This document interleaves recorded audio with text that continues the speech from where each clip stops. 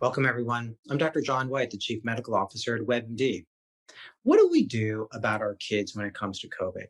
Does it matter if they're a 14-year-old versus a 6-year-old?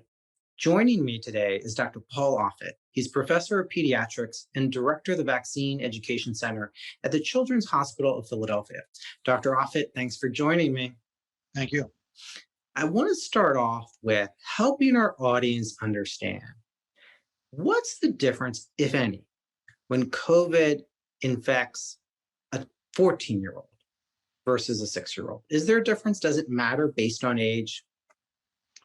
Oh, to some extent. There is as a general rule, children get infected, meaning people less than 18 years of age, get infected less frequently, and when they're infected less severely as compared to adults, and that's consistent with the data where you have 93% of the deaths from this virus are in people over 55 years of age. There is one disease called multi-system inflammatory disease of children, which occurs in about 1 out of every 1,000 people who is infected. That occurs primarily in the sort of 6 to 14-year-old with an average of about the 10-year-old. So the younger adolescent, the say 14-year-olds, 13-year-old, is more likely, say, to get this multi-system inflammatory disease than would be a 6-year-old. But nonetheless, I mean, about 400 children have died from this infection, and because that's true, because the virus can cause suffering and hospitalization and occasionally death, and if we can prevent this virus safely, then we should prevent it. What's the latest in understanding whether children are spreaders? Particularly, I'm interested in elementary school because some folks have argued, well, their respiratory tracts aren't fully developed to expel virus. Others talk about their immunity systems aren't as developed. What's our latest thinking? Well, they certainly can spread the virus. I mean, there was a study that was presented by the CDC where they looked at spread in the home to find that, that children could spread to adults and adults could spread to children. As a general rule, adults bring the virus into the home, but I mean, children certainly can spread the virus. That's true. Yet all the more reason to vaccinate. I want to talk about masking. I want to talk about the AAP has recently announced that they feel all children, irrespective of vaccination status, should wear a mask in the fall. Do you agree with that? And if you do, what's the science that says kids that are vaccinated should still wear a mask?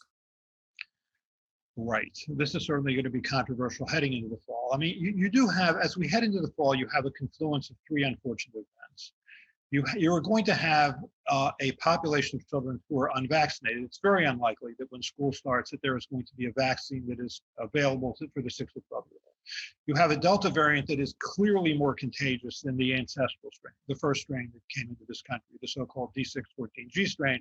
The CDC just released data showing that the so-called R0, the contagiousness index, was somewhere between 5 and 9, which is really high. I mean, that's measles. That's chickenpox. Yeah.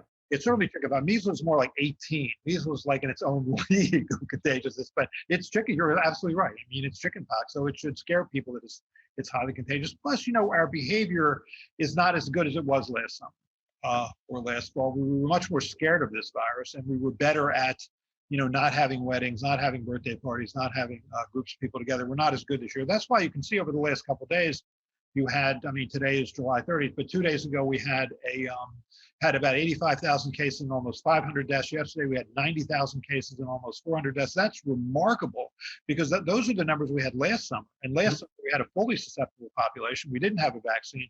Why is that? And I think it's because of the Delta variant. It's because our behavior has changed.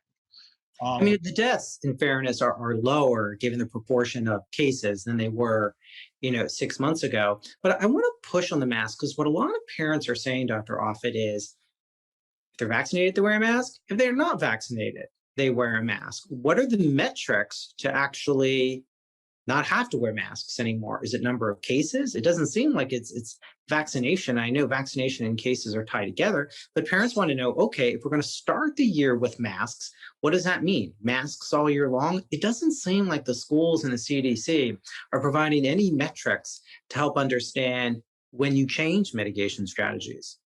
Well, so the CDC has at least at one point said that if there's a high level of disease in the community, i.e. 10 cases or greater in a population of 100,000. That is a metric whereby one could say with a greater number you could reasonably wear a mask. David Rubin, who's our head of policy lab at Children's Hospital, feels that number is far too conservative, and then a more reasonable number would be 100 cases per 100,000, because the schools invariably reflect the community. You can reasonably argue that if you're in a highly vaccinated community and spread is low, that you don't need to wear masks. I think that's true. I want to talk about vaccination for kids under 12. So, Pfizer is talking about they plan to submit data perhaps September or October in a recent conversation we had with them. Dr. Fauci says we're not going to have anything before midwinter.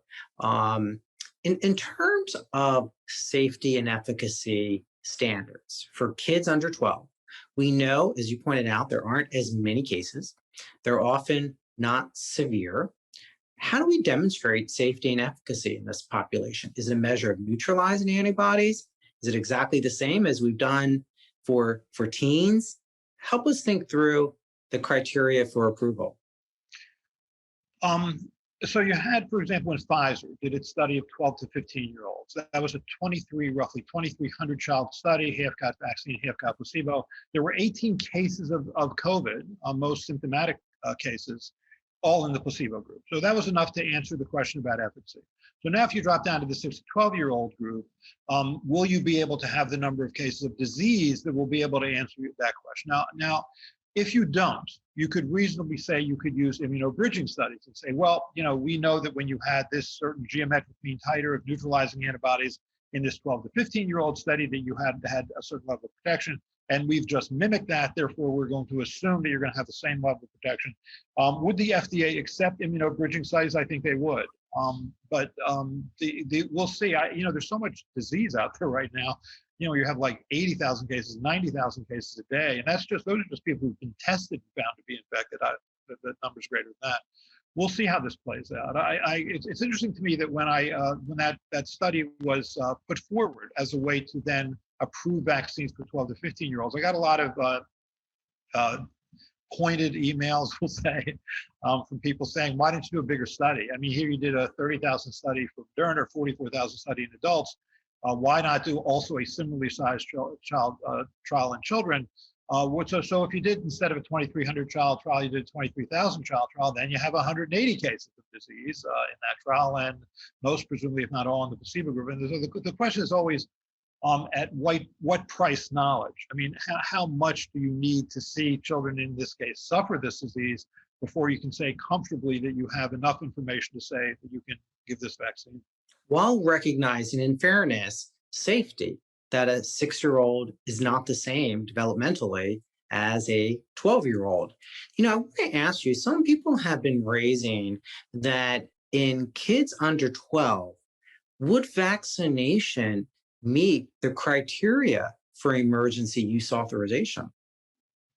Right, and that was discussed at a vaccine advisory committee meeting about a month ago, and there was ambivalence among the committee as to whether they wanted this to be emergency use authorization or full licensure. But really, the big difference between emergency use authorization and full licensure mostly has to do with how the FDA licenses not just the product, but also the process and the manufacturing site. They sort of submit that to validation of every single aspect of the manufacturing process. They have to be sort of strictly protocoled, et cetera. So it really doesn't have as much to do with what you care about, which is safety and efficacy and size of the trials. So we'll see how this plays out. I mean, I think the bottom line for me is that we know that at least 4 million children have been infected with this virus. We know that at least 40,000 have been hospitalized. We know that around 400 have died. We know that MIS-C is not uncommon. I was on service a week in January. We saw 5 cases of MIS-C in the 1 week I was on service. And we also know that those children can go on to develop longer-term symptoms. So the FDA has announced previously that it will go to advisory panel in this age group. Given that, assuming they still do that, what do you think is the realistic timeline for when we might see shots in arms for elementary school students? Well, so I'm on the vaccine advisory committee. I know you are.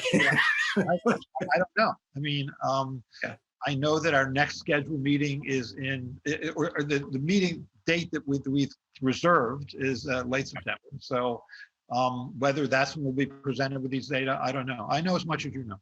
So Okay. But, some people get frustrated when they hear Dr. Fauci say, well, it's going to be midwinter.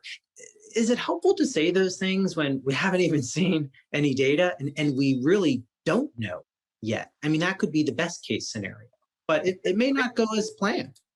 maybe he does know. In his defense, and it's not unrealistic to set a certain expectation, especially if you're right. It is disconcerting that we won't have a vaccine for children when they head back to school, and you know that the winter this virus is far more capable of spreading than it is typically in the summer months, because it spreads, as is true of all winter respiratory viruses, under cooler, more drier conditions. So that the Delta in an unvaccinated population is a bad combination going back to school. Well, given that, what's your advice to parents that are listening? What do they need to know to protect their kids? I think that obviously we need to go back to school. I mean, children have suffered isolation arguably more than any other group. I think it depends on what's happening in your community. If you're in a highly vaccinated community and transmission is low in that community, then I think you could reasonably argue that you don't necessarily need to mask going back to schools. But if you're in a relatively under-vaccinated community and you see the transmissions happening, and transmission will start to happen presumably greater in the winter months, then it's reasonable to wear masks. I think that were I the father of a 10-year-old and I was in a community that had a fair amount of spread, I certainly would hope that there was a mask mandate for my school. And parents themselves need to get vaccinated to help protect their kids. That's the easy one. I mean, everyone over 12 should get vaccinated. We call this a pandemic of the unvaccinated. That's not true. It's always been a pandemic of the unvaccinated. Now it's a pandemic of the willfully unvaccinated, and we really need to get those people vaccinated. There is no excuse for this. And I think what's happening now is going to be what we're going to be talking about for the next 6 months, which is mandates. Because if people are unwilling to take this vaccine for free, which is going to keep them out of the hospital, keep them out of the morgue, and most importantly, protect those with whom they come in contact. If they're just saying to you, I don't want to get this vaccine, then I think you frankly have to compel them to do it. And that's where we are now. There's no better way to end with that advice. Dr. Offit, thanks for taking the time today. Thank you.